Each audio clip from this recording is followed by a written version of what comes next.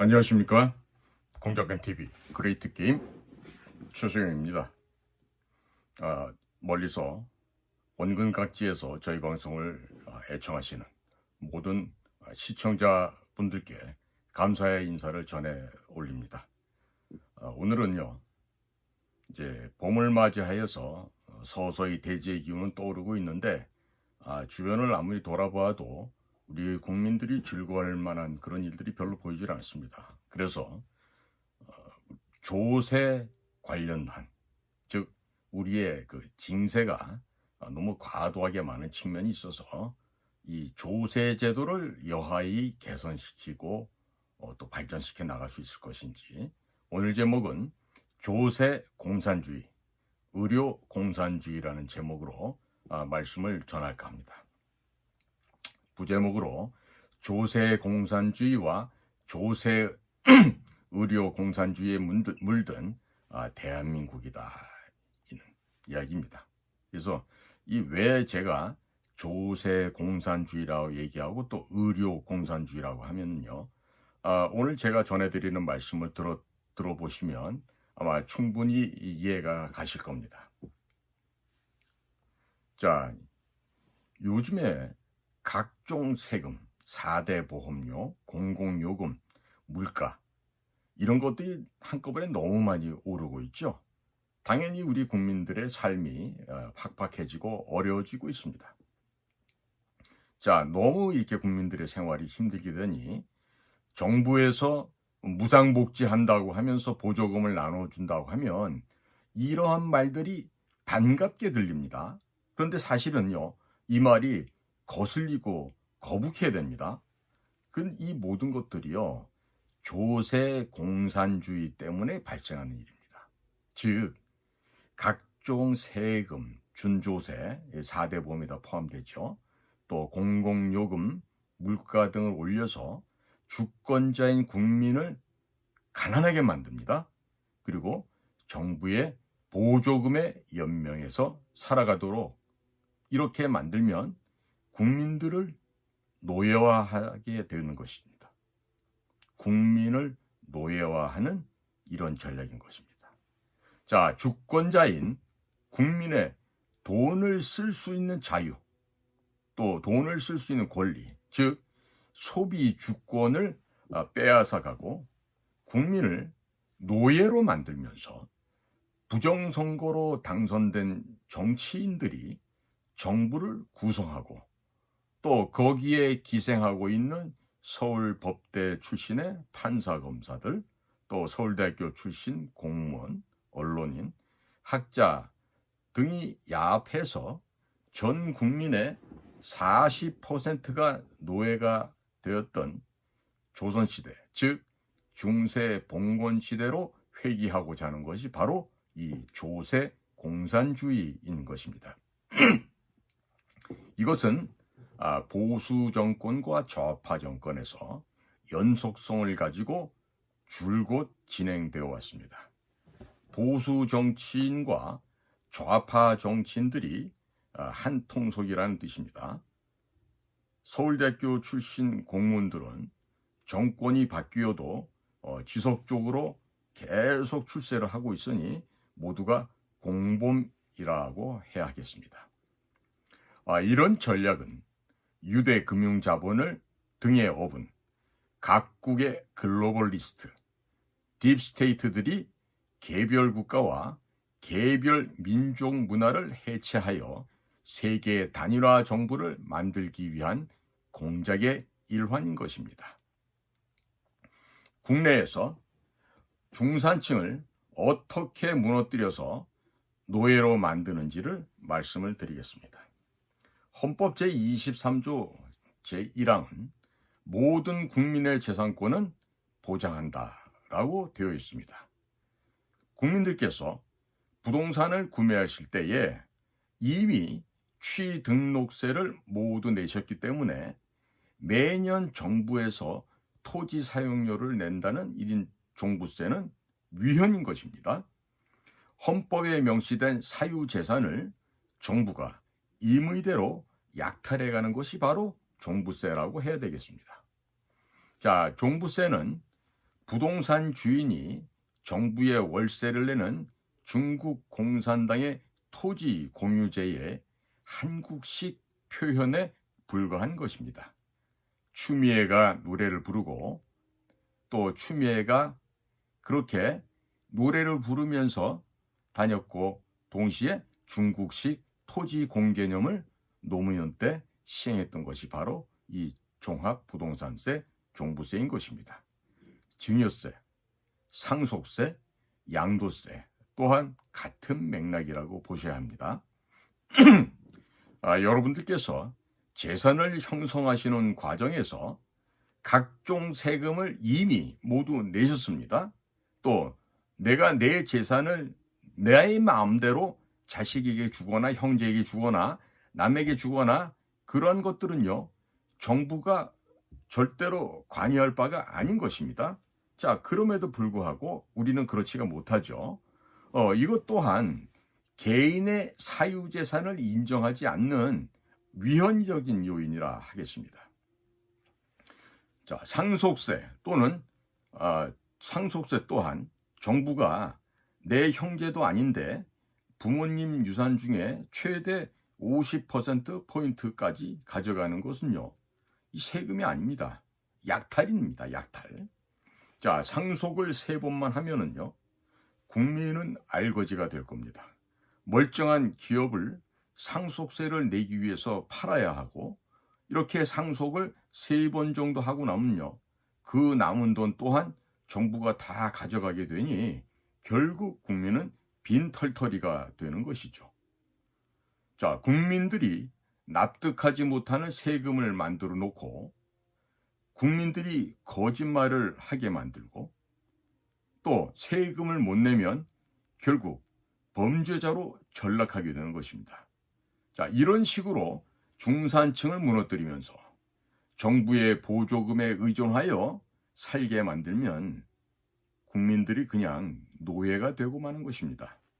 따라서 조세 공산주의에 저항해서 조세 민주주의를 지키기 위해서는 우리는 조세 민주화 운동을 해야 하는 것입니다. 헌법 제23조 1항에 명시된 개인의 사유재산 조항을 지키기 위해서 종부세, 상속세, 증여세, 양도세 폐지 운동을 해야 하고 이를 조세 민주화 운동이다 라고 불러야 하겠습니다. 이것은 조세 저항이 아니라 헌법 정신을 지키는 것이기 때문에 국민 모두가 조세 민주화 운동에 동참을 하셔야 합니다. 이 밖에도 술값, 담배값, 기름값, 가스값 안에도 부가가치세 10%포인트 이외에 주세, 교육세, 유류세 등 각종 이중과세들이 줄줄이 들어 있습니다. 박근혜 정부 때 담배값이 2,500원에서 4,500원으로 올랐는데 4,500원 안에 포함된 세금은 3,323원입니다. 맥주값도 2,500원짜리 한 병에 절반 이상이 각종 세금입니다. 따라서 종부세, 증여세, 상속세, 양도세를 없애고 술값, 담배값, 기름값, 가스값 속에 포함된 부가가치세를 포함한 이중과세를 모두 없애게 된다면 부동산 가격이 안정화되고 각종 물가가 내려가서 서민들과 소상공인, 중소기업이 숨통이 트이게 될 것입니다.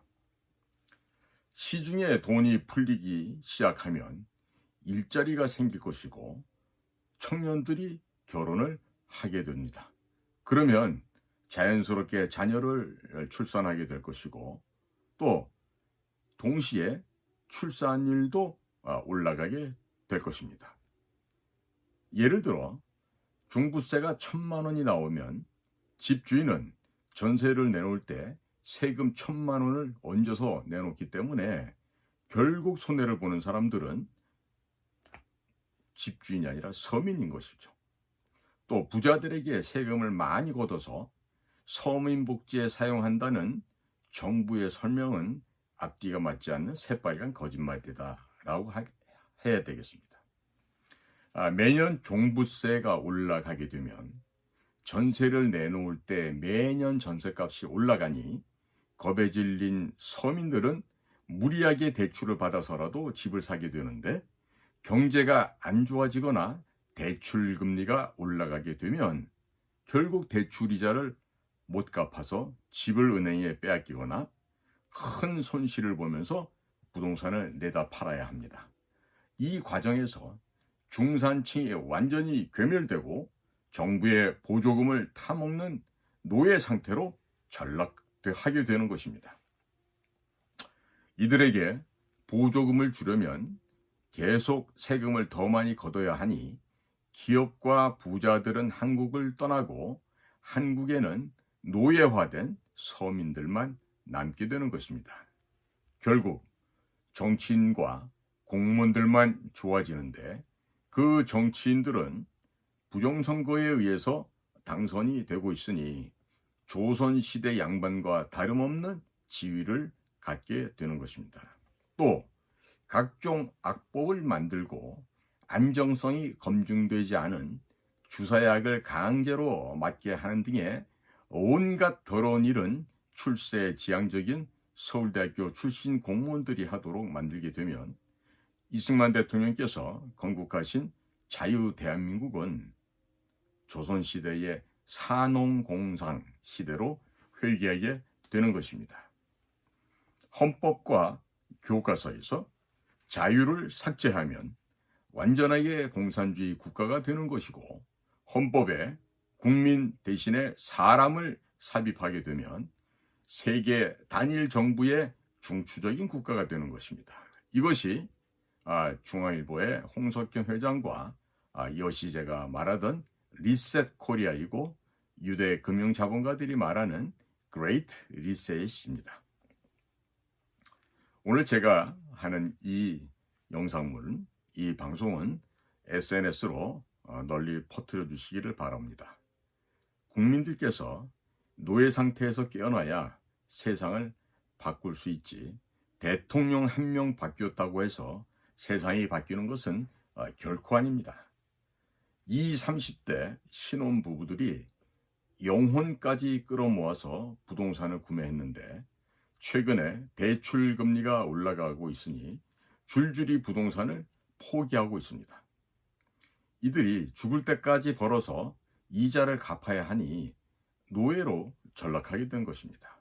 또 개인소득세 또한 100억 원을 넘어가게 되면 45%포인트를 정부가 가져가는데, 어제까지 백수였다가 스타 인터넷 강사가 돼서 연봉이 100억 원이 넘어가게 되면 내가 열심히 한 것인데도 정부가 해준 것으로 착각을 하고 있습니다. 그래서 정부 한 게 아무것도 없는데 세금으로 가져가는 거죠. 자, 정부가 아무것도 하지 않고 있다가 내 소득의 45%를 가져가는 것은요, 세금이 아니라 약탈입니다. 약탈입니다.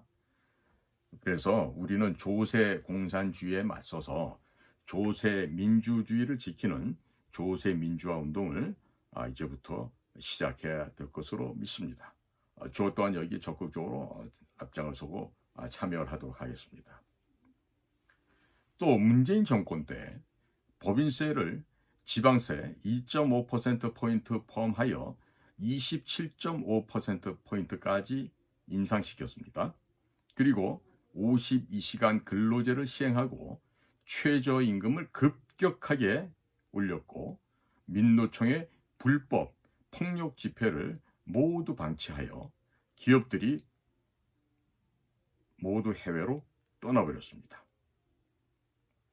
그뿐만 아니라 전염병 사태를 악용하여 거리두기를 한다고 하면서 가게 영업을 방해하는 등 이런 행위로 많은 자영업자들이 가게 문을 닫았고 정부 보조금에 의존하게끔 만들었습니다. 심지어 이 가운데 자살하는 분들까지도 나왔었습니다. 이 모든 것들이요, 조세 공산주의와 의료 공산주의에서 나오게 된 정책들입니다. 자, 그러한 결과 기업들은 해외로 나가고 국내 중소기업 및 자영업자들은 망하고 일자리는 줄어들게 되고 청년들이 돈이 없어서 결혼을 못하니 출산율은 점점 줄어들고 인구 감소로 인해서 나라는 해체 위기로 접어든 것입니다. 미래가 없어지는 것입니다. 자, 여기에 민주당은 여성가족부를 앞장세워서 남녀 갈등을 유발시켰고 정의당은 낙태죄 폐지에 앞장서서 헌법 불합치 판결을 받아냈습니다. 하루에 약 3,000명씩 낙태로 새 생명이 사라지고 1년이면 약 110만 명의 새 생명들이 낙태로 사라지고 있습니다. 유대 금융자본 딥스테이트의 인구 감축 계획을 그대로 실행하고 있는 것이 민주당과 정의당인 것입니다.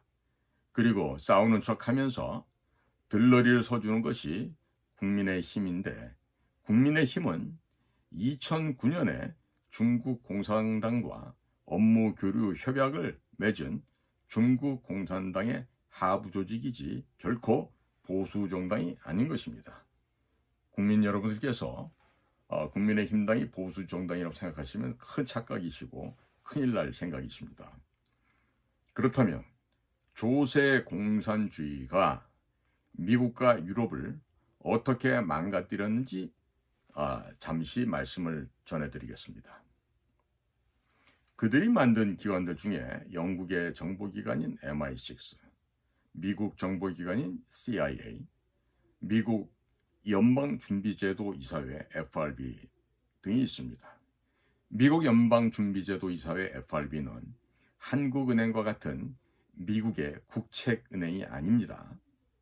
FRB는 유대 금융자본이 만든 달러 화폐를 발행하는 민간 기업이고 이곳의 이사들은 모두가 영국계인 것입니다.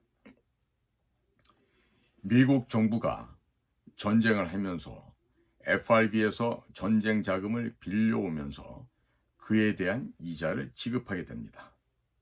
CIA가 전쟁을 기획하고 미군이 전쟁을 수행하면 미국 정부가 전쟁 자금을 유대 금융자본이 만든 FRB에서 빌려오고 이자를 지급하니 미국 국민들은 점점 가난해지는 것이고 미국 정부는 파산 위기에 처해 있으며 유대 금융자본이 미국인들이 벌어서 낸 세금을 모두 가져가는 것입니다. 미국 정부는 지속적으로 세금을 올려야 했고 각종 물가가 오르게 되니 결국 기업들이 모두 떠나고 국민들은 가난하게 되었습니다. 미국 정부와 미국 국민들은 이미 유대 자본주의의 노예가 되었습니다. CIA는 끊임없이 주적을 만들고 미군은 끊임없이 전쟁을 하고 미국 정부는 전쟁 자금을 FRB에서 빌려오는 구조가 지난 수십 년 동안 반복되어 왔던 것입니다.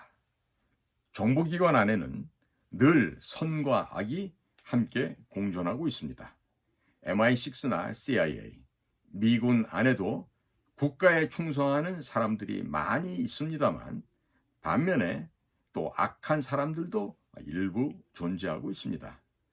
이 극소수의 악인들이 전 세계를 속이고 전쟁을 해서 돈을 벌 목적으로 끊임없이 거짓말을 언론에 흘리고 있습니다. 현재도 우크라이나가 전쟁에서 이기고 있다고 유럽과 미국의 언론들은 선전하고 있습니다만 우크라이나는 25만 명 이상 사망했고 러시아는 15,000여 명이라고 이스라엘 모사드와 또 양심이 있는 언론들이 이미 보도를 하기 시작했습니다. 이라크에도 생화학 무기가 있다고 해서 미국의 당시 부시 정부가 주장하면서 쳐들어갔었는데 그곳에는 아무것도 없었지만 미국은 전쟁을 하였고 많은 전쟁 비용을 FRB에서 달러로 발행해서 사용을 했고 현재는 그 이자를 갚고 있는 것입니다. 아프간에서 9.11 테러의 주범인 오사마 빈 라덴이 있다고 쳐들어갔으며 아프간 전쟁에서 천문학적인 전쟁 비용을 FRB에서 달러를 발행하여 사용했었습니다. 세계 제2차 대전이 끝나자 미국은 뜬금없이 어제의 동지였던 소련을 주적으로 선포하고 냉전을 시작하게 됩니다. 그 이후 지난 70여 년 넘게 여기저기서 전쟁을 벌이느라고 미국 경제가 파탄이 난 것이고, 또 미국 정부는 각종 세금을 올려서 FRB에 이자를 갚고 있는 것입니다. 그 돈들은 유대 금융자본가들의 손으로 들어가게 됩니다. 미국의 바이든 대통령 아들이 중국과 우크라이나 기업에서 막대한 금액의 뇌물을 받은 사실이 미국 언론에 의해서 보도되고 있는데, 그들이 바이든 대통령을 보고 뇌물을 주었지 그 아들 헌터 바이든을 보고 주었겠습니까? 미국의 바이든 행정부는 우크라이나에 1,000억 불이 넘는 무기와 달러를 지원하였는데, 그중 일부는 다시 미국의 FTX 암호화폐 거래소로 돌아와서 민주당 정치인들에게 정치 자금으로 제공이 되었고, 수사당국의 추적이 시작되자 세계 최대의 암호화폐 거래소인 FTX를 파산시키고 그 증거를 인멸하였습니다. 1,000억 달러가 넘는 전쟁 비용을 FRB에서 달러를 발행해서 사용하고 이자로 주어야 하기 때문에 바이든 대통령은 더 세금을 올리겠다고 합니다. 국민들은 세금을 더 내야 되고, 따라서 미국 인구 92%포인트가 식료품을 구매하는 비용에도 부담을 느끼고 있다고 지금 최근 조사에서 밝혀졌습니다. 바이든 대통령은 자국 내에서 셰일가스 파이프라인은 잠궈버리고 이로 인해서 유가가 폭등하게 만들었습니다. 트럼프 대통령 때는 유가가 내려가고 일자리가 넘쳐나서 교도소의 죄수들까지 일자리를 얻을 만큼 일자리가 넘쳤는데, 대통령이 한 명이 바뀌었다고 해서 미국이 이렇게나 망해가고 있습니다. 바이든 대통령이 당선되는 과정에서 수많은 부정선거 증거들이 나왔음에도 불구하고 미국 연방정부, 주정부의 선관위원들, 법조인들이 모두 침묵하였습니다. 미국에서 7만 불, 한화 대략 9천만 원 정도를 벌어도 세금, 집세, 각종 이자, 공과금을 내고 나면 식료품을 마음껏 살 수 있는 여유가 없어서 두렵다고 합니다. 미국인들의 92%포인트가 식료품 사는 것이 두렵다고 하니 이 어찌된 노릇입니까? 조세 공산주의가 미국을 파산 위기로 내몰고 미국 국민들을 유대 금융 자본의 노예로 만들었다는 것을 우리는 반드시 기억해야 할 것입니다.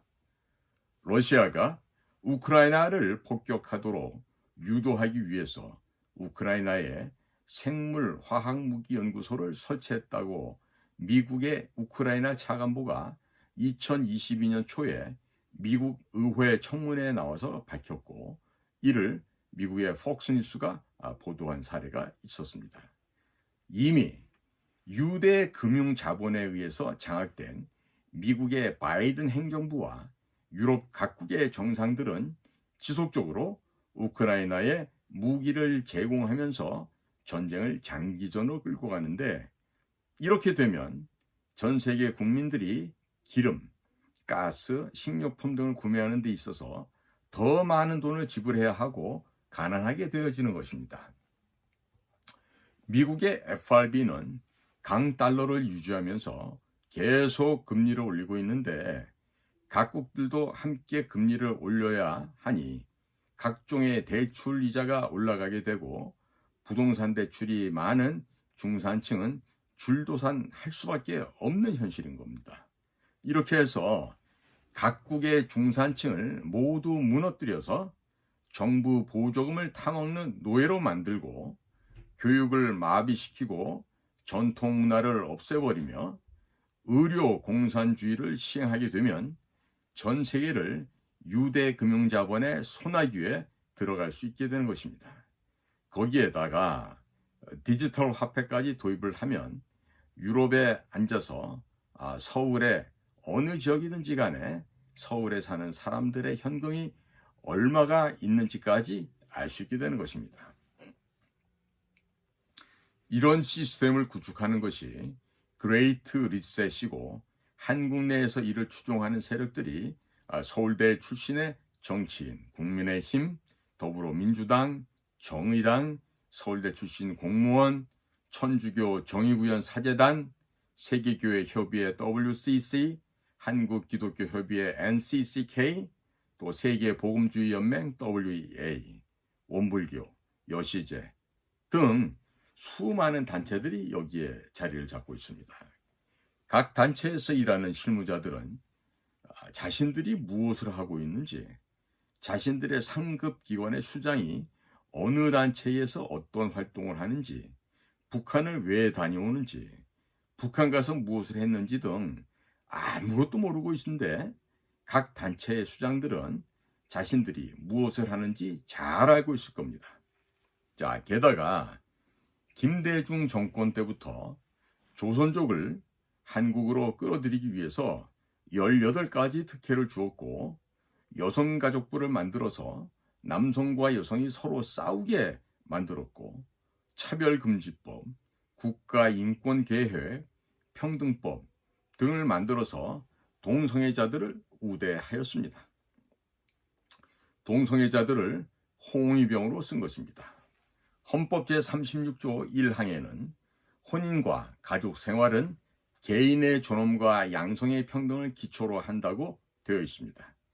양성평등은 남성과 여성이 평등하다는 의미인데, 여성가족부의 영문 명칭이 Ministry of Gender Equality and Family, 이곳에는요 woman, 즉 여성이 없습니다. 우리말로 직역하게 되면 성평등 가족부로 대한민국 헌법 36조 1항에 명시된 양성평등을 정면으로 위배하는 것입니다. 자신이 여자라고 생각하는 남자가 여탕에 들어가도 처벌을 할 수가 없게 되고, 신고한 사람이 처벌을 받는 것이 현재 한동훈 장관의 법무부가 추진하고 있는 국가인권계획이고, 더불어민주당과 정의당이 추진하는 차별금지법이요 평등법인 것입니다.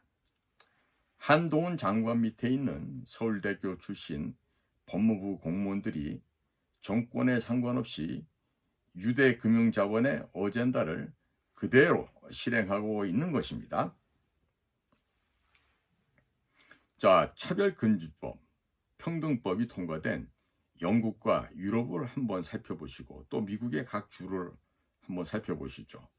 이러한 악법들이 통과되면 헌법도 무너지고, 동성애를 금지한 성경은 불온서적이 될 것이며, 헌법에 명시된 언론의 자유가 완전히 말살되는 것입니다.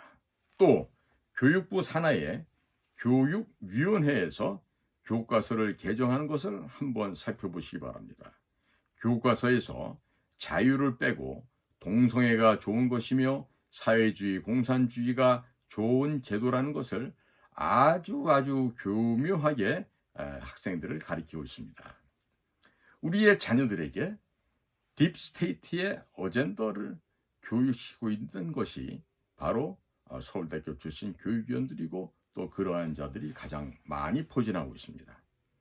서울대교 정문에 있는 기역, 시옷, 디귿은 국립서울대학교가 아니라 계집, 술, 돈으로 바뀐 지 오래되었고, 공산당 교육기관으로 바뀐 지 오래되었습니다. 서울대학교 교수들은 이미 유대금융자본에 의해서 자신의 영혼을 판 사람들이라고 할 수 있겠습니다. 서울대학교 교수들이 써대는 각종 보고서를 믿고 정책을 시행하게 되면 유대금융자본주의의 어젠더를 그대로 시행하게 되는 것인데, 담당 공무원들은 자기가 뭘 하고 있는지, 그 정책이 어떤 결과를 초래할지도 모르고 할 수 있겠지만, 대부분은 자신의 입신양명, 즉 출세를 위해서 일하고 있다 하겠습니다. 대한민국에서 제일 똑똑한 친구들이 자기가 뭘 하는지도 모르고 이렇게 할 수가 있겠습니까? 또 미국과 유럽이 망해가는 과정을 보십시오. 한국도 현재 그와 같은 길을 걷고 있습니다. 또 우리 한국에서는 5.18 특별법을 만들어서 5.18 광주 사태에 대해서 의문을 품는 지만원 박사님 같은 학자들을 구속시켰습니다.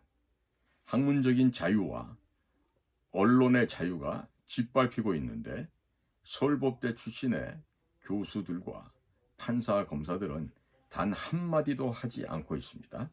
자, 이런 것들이 국가의 기생충이 아니면 뭐가 기생충이겠습니까? 서울대학교 법과대학 출신의 윤석열 대통령님, 또 서울대학교 법과대학 출신의 한동훈 법무부 장관님. 대한민국 헌법에 명시된 언론의 자유가 유린되고 있는데 이걸 보고도 가만히 계실 겁니까? 가만히 계시면 당신들도 기생충이 되는 것입니다. 그렇다면 이러한 악법을 누가 만들었습니까? 서울대 법대 출신들이 판검사를 하다가 정치권으로 들어가서 만들게 됩니다. 서울법대 출신 판사검사들은 헌법에 언론의 자유와 개인의 자유가 왜 무엇 때문에 들어있는지도 그 역사적 배경도 잘 모르고 있습니다. 그래도 월급 받고 재판하고 이렇게 구속 기소하고 있습니다. 자, 자기 자신들이 모른다는 사실을 모르고 있으니 어찌 부끄럽다는 생각은 할 수 있겠습니까? 이것이 짐승과 다른 점이 뭐가 있겠습니까? 윤석열 대통령님, 한동훈 장관님, 또 대한민국의 헌정 질서가 무너지고 있는데, 자, 목으로 밥이 술술 넘어갑니까? 잠이 잘 오고 있습니까? 이미 대한민국의 서울대학교 출신들, 해외 유학파들은 유대 금융 자본의 노예로 전락하여 자신이 하는 짓이 조세 공산주의 확산에 기여하고 있다는 것도 모르는 채 동분서주하고 있습니다. 그런데도 그들은 자신들이 똑똑하며 국가 엘리트라고 자랑을 합니다. 그런 사람들이 외국에서 다녔던 학교와 그들이 늘 보아왔던 각종 잡지, 그들이 활동했었던 수많은 단체들이 유대금융 자본의 지원으로 만들어졌다는 것을 그들만 모르고 있습니다. 하버드 대학교는 유대금융 자본으로 만들어졌고, 또 하버드 나온 한 사람이 또 이준석이라는 아이죠. 또 이준석이 하는 행동을 보인 아마 국민 여러분들께서도 감이 잡히실 겁니다. 따라서 서울대학교 출신들이 정치인이 되거나 공무원이 되면 양심도 팔아먹고 부모도 팔아먹고 나라도 팔아먹고 국민들이 뽑아준 대통령도 팔아먹는 범죄를 저질러도 아무런 반성이나 회한 없이 무감각한 상태로 있는 것입니다. 자, 이렇게 보면 서울대학교 출신들은 사람이 아니라 이미 괴물이 되어버렸고 유대 금융자본의 하수인이 되어서 유대 금융자본의 어젠더를 따라 정치를 하고 각종 이상한 정책을 만들고 있는 것입니다. 그래서 보수 정권이나 좌파 정권이나 동일한 정책이 지속적으로 이름만 바뀌어서 만들어지고 있는 것입니다. 대통령 한 명을 바꾸는 것은 아무런 의미가 없습니다. 국민들이 깨어나서 정치인들과 공무원들을 감시해야만 하는 것이죠. 앞으로 서울대학교 출신들이 선거에 출마하면 100%포인트로 표를 주어서는 안 될 것이며, 서울대학교 출신 장 차관이 임명되면 집중적으로 감시를 할 필요가 있겠습니다. 대한민국을 건국과 부국강병으로 이끄셨던 이승만 대통령과 박정희 대통령 동상 하나 없는데 6.25 한국전쟁 때 대한민국을 침공했던 중국 공산당의 수괴인 시진핑 기념관이 있다는 것은 서울대학교 총장, 서울대학교의 각 학장, 또 서울대 교수들이 국민의 혈세를 뽑아서 빨아먹고 있는 기생충으로 전락했다는 것을 의미하고 있습니다. 서울대학교가 중국 공산당의 교육기관으로 전락했다고 하는 이 점은 상징적으로 잘 보여주고 있다고 하겠습니다. 중국 공산당에게 자신의 영혼을 팔아먹은 서울대학교의 유홍림 총장과 교수들에게 더 이상 월급을 줄 필요조차 없는 것입니다. 자, 유홍림 총장님 그리고 그 앞전에 서울대학교 총장님들께 여쭤보겠습니다. 후배들을 역사에 국가의 기생충으로 만들어 놓고도 밥이 넘어갑니까? 건국의 아버지 이승만 대통령의 동상 하나 없는데도 6.25 때 298만 명의 중공군을 이 한반도로 보내서 우리 대한민국의 통일을 막고 서울을 빼앗은 중국 공산당이요 또 그 중국 공산당의 주석인 시진핑 주석의 기념관이 서울대학교 안에 그것도 중앙도서관 정중앙에 위치하고 있다는 이 사실에 부끄러움을 못 느끼십니까? 이 사람이냐 짐승이냐 구분하는 기준은요 역사를 아는가 모르는가에 의거해서 구분할 수가 있습니다. 자, 그러면 서울대학교 총장 유홍림 총장은 사람입니까? 아니면 짐승입니까? 사태의 심각성을 못 느끼면 서울대학교 총장 출신의 짐승이 될 것이고 양복 입은 짐승이 되는 것입니다. 그냥 국민의 혈세를 빨아먹는 기생충이 되는 것이죠. 후학들에게는 또 뭘 가르치고 있습니까? 기생충 교수들 밑에서 배우는 서울대학교 학생들이 기생충으로 성장하는 것은 너무나도 당연한 일입니다. 자기 자신들이 유대 금융자본의 노예로 전락했다는 그 사실조차도 모르고 있는데 많이 배운들 무슨 소용이 있겠습니까? 서울대학교 교수들이 해외에서 논문을 제출하는 기관도 이미 유대 금융자본에 의해서 장악당했기 때문에 그들의 어젠더에 반대되는 의견을 내놓게 되면 논문이 실지도 않고 연구비 또한 지원받지 못하며 심지어 서울대에서 발도 붙일 수가 없고 월급을 받는 것도 어렵게 됩니다. 조세 공산주의에 의해서 파생된 것이 의료 공산주의입니다. 의료 시스템을 장악하면 국민들을 노예로 만들 수 있다는 전략이 됩니다. 그래서 전염병 예방주사와 관련해서 수많은 부작용 사례들이 나타나도 서울대학교 의과대학 교수들이 침묵을 하고 있었던 것입니다. 그래도 희망이 있는 점은 아주 일부 교수들이 양심을 저버리지 않고 진실을 외쳤다는 점입니다. 서울대학교 의과대학 가정의학과 졸업하고 학교 다닐 때 운동권 활동했던 정은경 질병청장이 전염병에 대해서 알면 뭘 얼마나 알아서 정책을 내놓을 수 있겠습니까? 질병관리청 안에서 전염병 전문가들이 몇 명이 있어서 이러한 정책을 만들고 있습니까? 한번 물어봅니다. 그냥 유대금융 자본들의 어젠더에 맞게끔 원고 써주는 대로 정은경 씨도 그냥 읽었던 것으로 보여집니다. 마스크를 실내에서 벗어도 되는데 버스와 전철에서는 써야 되고 전염병 예방주사를 안 맞으면 식당 출입도 안 되고 또 몇 시 이전에는 몇 명 이상이 식사가 되고 안 되고 몇 시 넘어가면 몇 명 이상 식사는 되지 않고 또 슈퍼마켓이나 편의점도 11시 이전에는 문을 닫아야 하는 등 지금 이 사람을 가지고 노는 것인데 이게 바로 의료 공산주의인 것입니다. 이것은 정책이 아니고 일종의 정신병입니다. 정신병입니다. 슈퍼마켓도 몇 평 이상은 저녁 11시 전에 문을 닫아야 되고 또 몇 평 이하는 저녁 11시 이후에도 영업이 된다고 하니 자, 동네에서 마주보고 있는 마트가 두 개가 있는데 하나는 문을 열고 하나는 문을 닫는 등 정말 웃지 못할 일이 벌어진 바가 있었습니다. 국민 여러분, 서울대학교 출신 교수들이 저항하는 것을 보신 적이 있으신지요?